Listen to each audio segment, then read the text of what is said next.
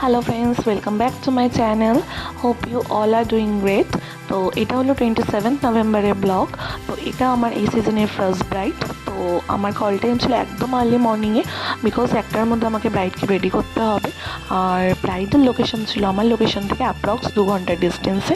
তো আমার সাথে গিয়েছিল আমার হেল্পিং হ্যান্ড বর্ণালী, আর বাপন আমাদেরকে ছাড়তে গিয়েছিল। তো একদম আর্লি মর্নিং 8টার মধ্যে আমরা বাড়ি থেকে বেরিয়ে গিয়েছিলাম।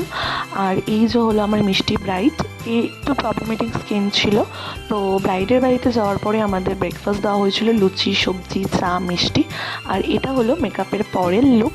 ব্রাইডের তো পার্সোনালি খুব পছন্দ হয়েছিল, তোমরা জানিও লুকটা কেমন লেগেছে। একদম সিম্পলের ওপরে।